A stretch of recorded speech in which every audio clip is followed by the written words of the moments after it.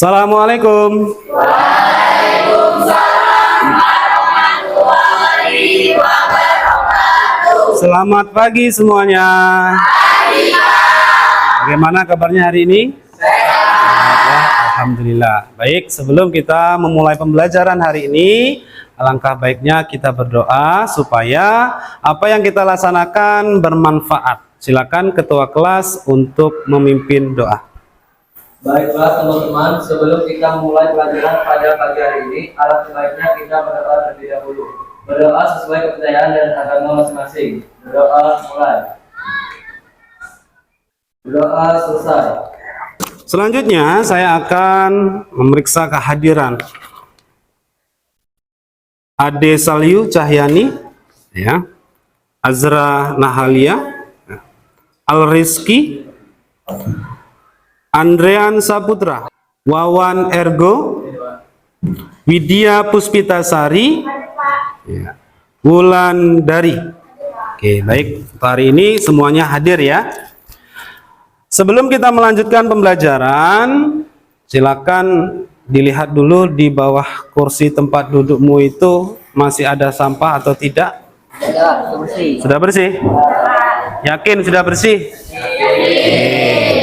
Untuk kerapian baju pakaian kalian gimana pakaiannya? Aman? Semua baju sudah dimasukkan ya? Jadi itu salah satu ciri atau cermin seorang pelajar itu harus rapi. Jadi selanjutnya saya akan mengingatkan ya berkaitan tentang kontrak belajar yang sudah kita sepakati atau kesepakatan belajar. Oke, yang pertama berkaitan tentang apa? Oke, kebersihan. Yang kedua, tiga. Yang keempat, yang kelima, yang keenam, yang ketujuh, dan yang kedelapan. Selanjutnya saya ingin mengingatkan materi yang sudah kita pelajari di pertemuan sebelumnya. Masih ingat materinya berkaitan tentang apa? Baik, berkaitan kolonialisme dan imperialisme. Jadi materi sebelumnya itu ada kaitannya dengan materi hari ini ya. Siapa yang ingin menyampaikan berkaitan definisi dari kolonialisme? Ya, saya. Oke, Damsi, silakan Damsi berdiri, sampaikan. Kolonialisme merupakan suatu sistem ketika suatu negara menguasai rakyat dan sumber daya negara lain. Negara yang dikuasai biasanya disebut koloni. Baik, jadi kesimpulannya kolonialisme itu adalah negara yang ingin memperluas wilayah jajahan sehingga membentuklah sebuah koloni di Indonesia ya. Jadi itu kolonialisme. Kasih aplaus dulu ya. Oke. Nah, kemudian selanjutnya ini ya berkaitan motivasi ya. Pernah melihat tokoh tersebut? Di mana lihatnya? Di mana? Di media sosial, di buku. Oke, namanya siapa tokoh tersebut? Oke, jadi Bapak Ki Hajar Dewantara ini adalah seorang bapak pendidikan, bahkan dia meninggalkan pesan untuk kita semua. Ya, pesannya bisa dibaca bareng-bareng. Apa pesannya? Nyalakan pelita, terangkan cita-cita.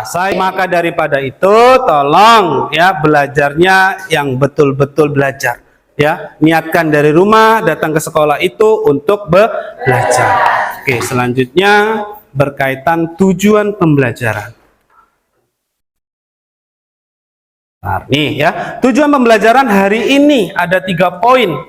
Ya, silakan dibaca serentak. Yang pertama berkaitan Peserta didik dapat mengidentifikasi tujuan bangsa-bangsa barat datang ke Indonesia. Yang kedua, Peserta didik mampu menunjukkan rute pelayaran bangsa Eropa ke Indonesia. dan yang ketiga, Peserta didik mampu memahami faktor pendorong bangsa Eropa melakukan penjelajahan samudera.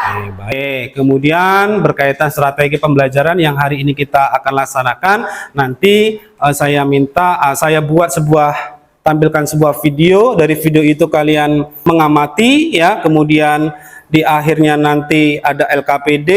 LKPD itulah nanti kalian jadikan sebuah permasalahan. Permasalahan itu harus kalian selesaikan ya, kemudian nanti Bapak bagikan kelompok. Dari kelompok itu kita bekerja sama untuk memecahkan permasalahan tersebut, diskusi, dan diakhiri dengan evaluasi nanti ya. Itu oke. Untuk memahami tingkat kemampuan awal ya, saya minta diambil dulu HP-nya, bawa semua ya HP-nya. Oke, ya.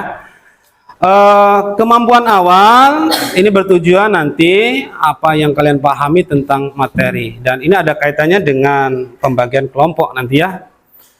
Oke, silakan untuk masukkan nomor kodenya. Kelihatan ya, tinggal 2 orang lagi. Oke, sudah lengkap ya? Sudah siap? Oke, bismillah ya. 3, 2, 1.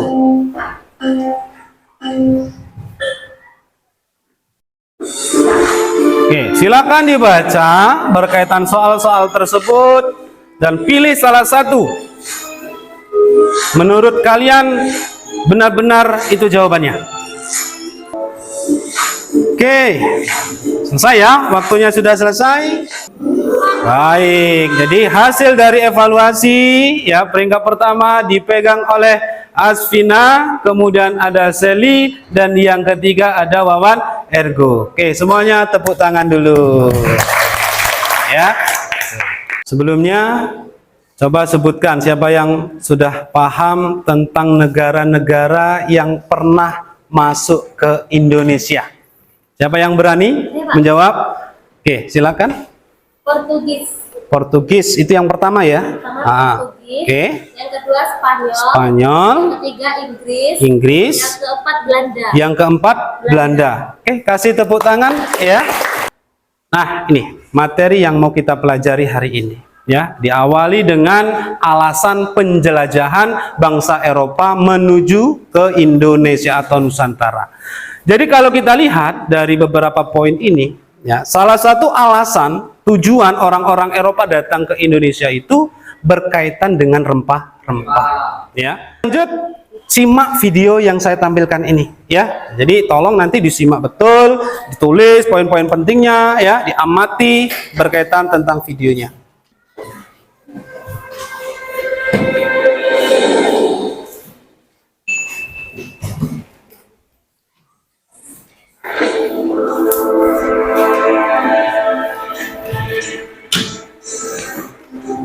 Coba diamati ya berkaitan video tersebut.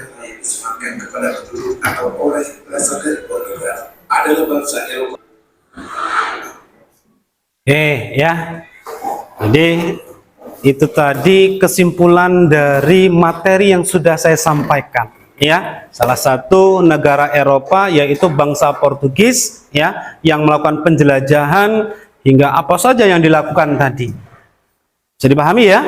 Oke, jadi untuk melanjuti berkaitan tentang video tersebut ya, di sini saya akan membagikan berdasarkan hasil evaluasi soal tadi ya, asesmen awal tadi, ada 4 kelompok ya, ada 4 kelompok, ini kelihatannya sesuai ya.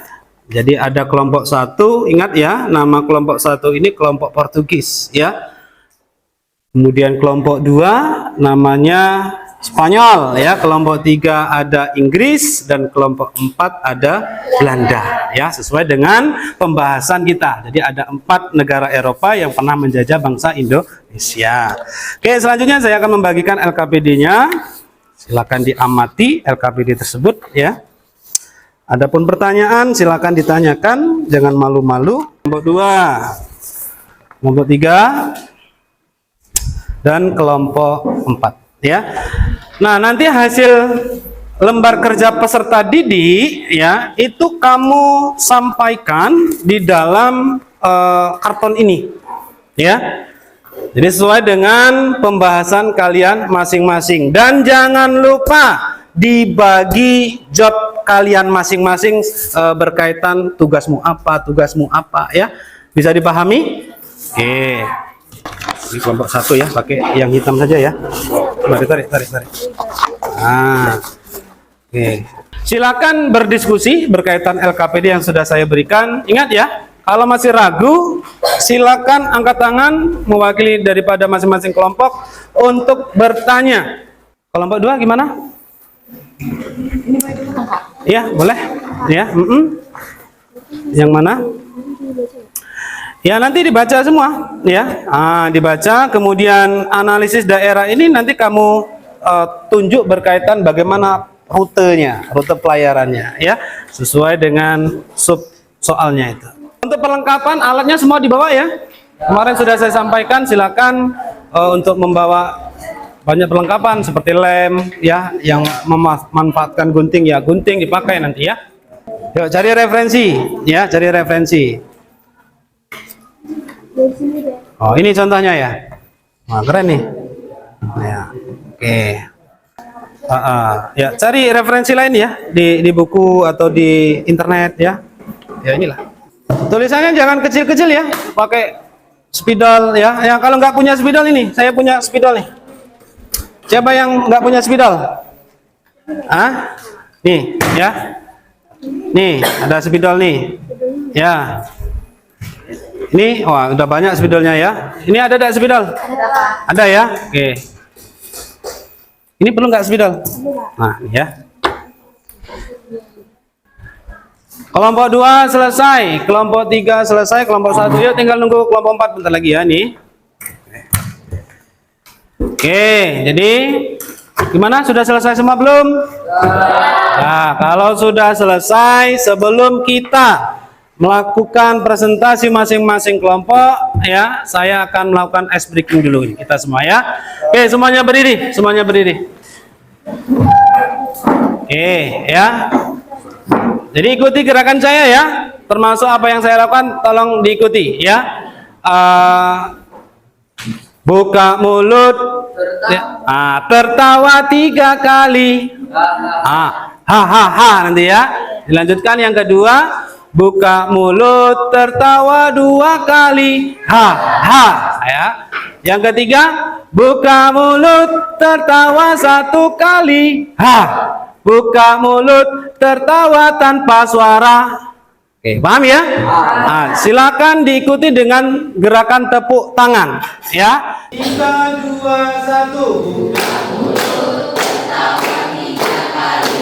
Buka mulut, tertawa 2 kali. Buka mulut, tertawa 1 kali. Buka mulut, tertawa tanpa suara. Oke, tepuk tangan.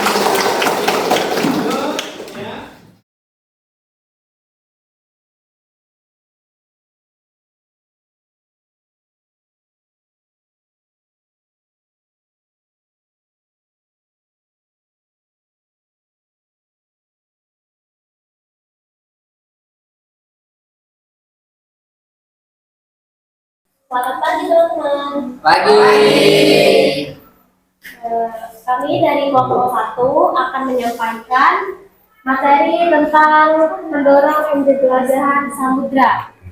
Materi yang pertama akan dibacakan oleh Feli. Rekonquista. Istilah rekonquista yang digunakan untuk menggambarkan pertikaian antara umat Kristen Eropa dan Muslim. Perang ini juga disebut dengan perang salib. Nusantara. Nusantara merupakan kepulauan yang sangat berkarya dan indah. Nusantara memiliki flora dan fauna yang sangat berwarna-warni. Selanjutnya akan dibaca oleh Fauzabil. Jatuhnya Konstantinopel. Jatuhnya Konstantinopel ke tangan Turki Utsmani membawa dampak bagi bangsa Eropa hingga Nusantara. Kompas adalah alat navigasi untuk menentukan arah mata angin berupa sebuah panah petunjuk magnetis. Baik, kami membuka sesi tanya jawab. Yang mau bertanya silakan berdiri dan dari kelompok mana. Baik, silakan berdiri. Baiklah. Saya Sari dari kelompok 4. Saya ingin bertanya dari penjelasan faktor pendorong penjajahan samudra yang latar belakangi bangsa Eropa melakukan penjajahan ke Indonesia itu apa? Baik, jawaban dari kelompok 4 akan dijawab oleh teman saya yang bernama Sally. Baiklah, saya akan menjawab pertanyaan dari Widya.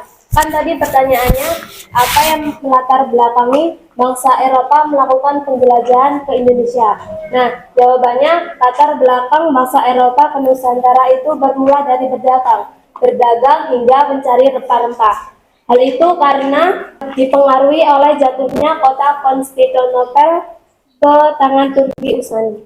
Terima kasih sudah menyimak. Semoga materi yang kami sampaikan bermanfaat bagi teman-teman. Wassalamualaikum warahmatullahi wabarakatuh.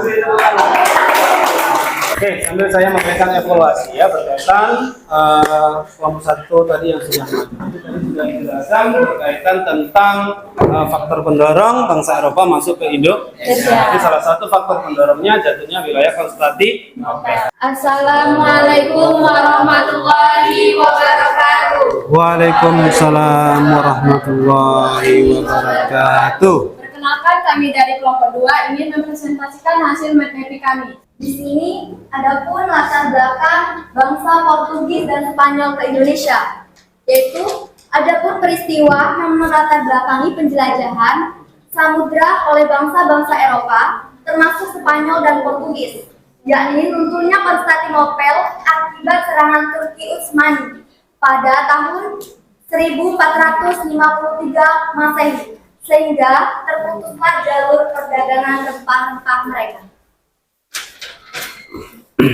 Baiklah, selanjutnya akan disampaikan oleh Hanifah. Baik, pertanyaan yang kedua, Portugis dan Spanyol dari keberangkatan sampai rencana lainnya menjalankan kakinya di Indonesia. Rombongan Portugis berikutnya dipimpin oleh Alfonso de Albuquerque untuk melanjutkan upaya dari Vasco da Gama. Pelayaran Alfonso akhirnya sampai di Malaka, kawasan barat Nusantara. Di sini, pada 3 Agustus 1492, pelaut asal Spanyol, Christopher Columbus, memimpin pelayaran ke arah barat. Armada Columbus tiba di Kepulauan Canary, Afrika sebelah barat, tanggal 6 September 1492. Setelah itu, mereka lanjut berlayar hingga menemukan Kepulauan Bahama, Amerika pada 12 Oktober 1492. Setelah itu, Columbus kembali ke Spanyol pada 1493. Pelayaran selanjutnya oleh Ferdinand Magellan beserta kapten kapal Jan Sebastian Elcano berlayar sampai Amerika. Di sana mereka menemukan selat yang jalurnya mengarah Samudra Atlantik ke Samudra Pasifik. Maret 1521, mereka sampai Gaul. Bulan April tahun yang sama, mereka sampai di Filipina. Di Filipina, Magellan tewas. Elcano mengambil alih pelayaran dan melarikan diri bersama awak kapal lainnya ke selatan dan tiba di Maluku.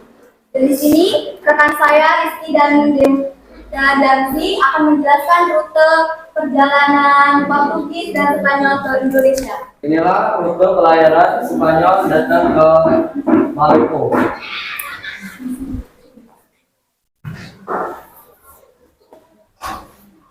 Awal Spanyol melewati Samudra Atlantik, kemudian Spanyol singgah di Patagonia, dan kemudian dia berlayar lagi ke Samudra Pasifik hingga sampailah ke Cebu Filipina. Kemudian dia berlayar lagi ke Ternate Tidore, yaitu Pulau Maluku. Baik, itulah penyampaian dari Damsi dan Rizky. Oke, nah ya. Baiklah, itu saja yang dapat kami jelaskan. Sesi tanya jawab akan dibuka. Silakan yang mau bertanya. Perkenalkan, nama saya Anissa dari kelompok 1 akan bertanya. Adakah rintangan atau kesulitan bangsa Portugis dan Spanyol ketika melakukan penjelajahan samudra untuk mencari rempah-rempah? Baiklah, jawabannya akan disampaikan oleh Pertanyaannya, adakah rintangan atau kesulitan bangsa Portugis dan Spanyol ketika melakukan penjelajahan samudra untuk mencari rempah-rempah? Jawabannya ada. Yang pertama, penjelajahan mereka berjarak ribuan mil, tidak ada peta. Mereka orang pertama yang mencoba mengelilingi dunia lewat jalur laut. Contoh, Columbus, tujuan India malah mencapai Amerika. Kedua, penyakit. Ketiga, kelompok bajak laut pertempuran dengan bertiup lokal, contoh Mandela yang tewas terbunuh saat berada di Filipina. Oke. Baiklah, bagaimana jawabannya? Sudah paham atau belum? Baik, terima kasih telah dipahami. Terima kasih. Baiklah, itu saja yang dapat kami sampaikan dan kurang lebihnya kami mohon maaf. Saya akhiri. Wassalamualaikum warahmatullahi wabarakatuh. Waalaikumsalam warahmatullahi wabarakatuh. Baik, ya, jadi itu hasil diskusi dari kelompok 2 ya yang membahas tentang jalur pelayaran bangsa Eropa ya, salah satunya yaitu ada bangsa Portugis dan bangsa Spanyol ya. Oke, selanjutnya dilanjutkan dengan kelompok 3. Jadi saya minta masing-masing kelompok tolong ketika mempresentasikan hasil diskusinya suaranya harus jelas ya. Oke, silakan kelompok 3.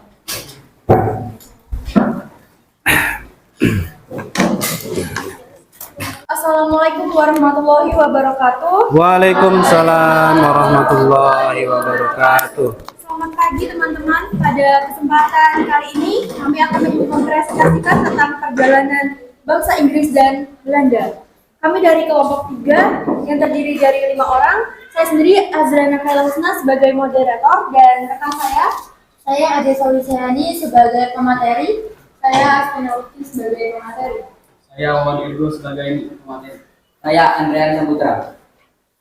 Melalui presentasi ini, kami ingin berbagi pengetahuan dan diskusi mengenai perjalanan bangsa Inggris dan Belanda dengan harapan menambah wawasan kita semua. Baiklah, materi akan disampaikan oleh rekan saya. Dilatar belakangi oleh keberhasilan bangsa Portugis dan Spanyol yang berhasil mencari dan mengumpulkan rempah-rempah di Nusantara, maka bangsa Inggris dan Belanda. Untuk perjalanan bangsa Inggris dan Belanda ke Indonesia yaitu pelayaran Inggris pertama kali dilakukan pada tahun 1498 mengikuti jalur Portugis dan sampai ke India Goa. Di India, Inggris membentuk proksi dagang East India Company. Tahun 1601 dari Inggris memutuskan James Lancaster ke Banten untuk menjalin hubungan bilateral. Juli 1579, Prancis Drake beserta rombongan mencari rempah-rempah dengan mengikuti jalur Spanyol ke arah barat Filipina sampai ke Maluku.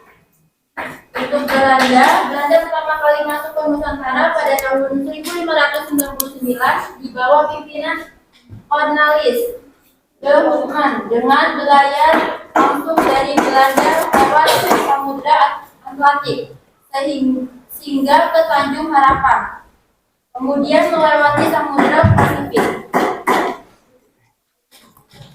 Baiklah, saya akan membacakan rute perjalanan bangsa Portugis. Oke. Itu ya petanya. Silakan. Bangsa Inggris pertama kali datang ke Indonesia mengikuti jalur bangsa Portugis. Ya. Pertama dari negara asal yaitu Inggris, lalu melewati Samudra Atlantik, kemudian berhenti di Tanjung Harapan, dilanjutkan lagi ke Goa atau India, kemudian ke Malaka, lalu terakhir ke Banten. Oke. Baik, jadi kami membuka sesi pertanyaan dan diskusi. Jika ada yang mau bertanya, berdiri dan sebutkan nama dan asal kelompoknya. Oke, silakan. Perkenalkan nama saya dari kelompok 2.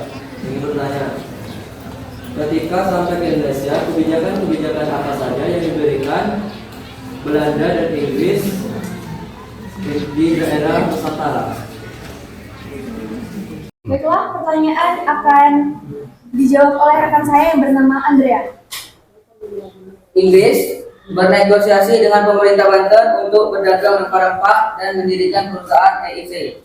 Belanda berdagang kemudian membentuk POC, kumpulan perdagangan Belanda.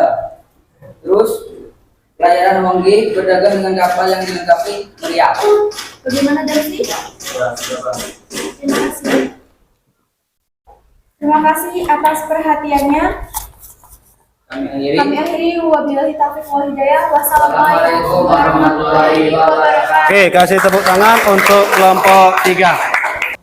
Selanjutnya ya, berdasarkan hasil evaluasi saya nih berkaitan beberapa kelompok tadi yang sudah maju ya. Tadi kan yang sudah maju kelompok 1 ya, kelompok 1 tadi membahas tentang apa? Faktor pendorong ya. Kemudian kelompok 2 berkaitan tentang ya, maksudnya bangsa Portugis ke Indonesia. Kelompok 3 maksudnya bangsa Inggris ya ke Indonesia. Oke, jadi intinya ya berkaitan faktor pendorong sudah jelas ya, tadi adanya jatuhnya wilayah Konstantinopel. Bahkan tadi rutenya sudah dijelaskan oleh teman kalian berdasarkan rute pelayaran atau menggunakan jalur laut. Untuk lebih memahami ya tingkat kemampuan, saya di sini memberikan kesempatan kepada kalian untuk silakan disiapkan dulu HP-nya, mengerjakan soal. Lanjutkan ya berkaitan kuisis, silakan buka link yang sudah saya bagikan ya melalui grup. Baru 6 peserta, yuk ditunggu. Oke ya, oh ya sudah lengkap nih, yuk silakan. Kita mulai, yuk.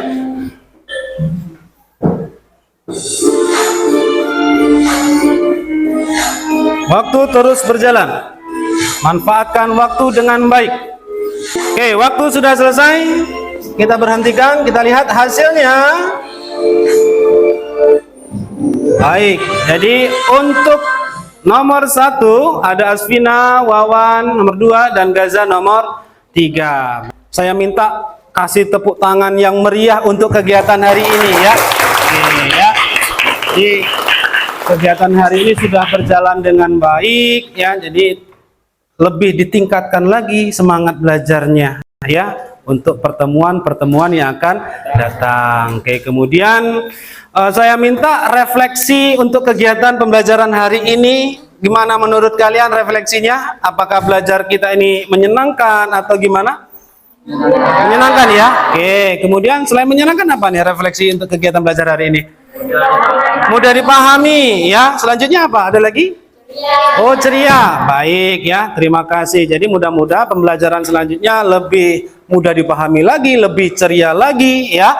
Kemudian saya minta di antara kalian ya untuk memberikan kesimpulan. Siapa yang berani menjelaskan kesimpulan berkaitan pembelajaran hari ini yang sudah kita lakukan? Oke, silakan Azra berdiri. Silakan, apa yang bisa disimpulkan? Untuk kesimpulan pembelajaran hari ini tuh bangsa Belanda khususnya di era kolonial tuh memiliki beberapa tujuan ya Pak. Iya.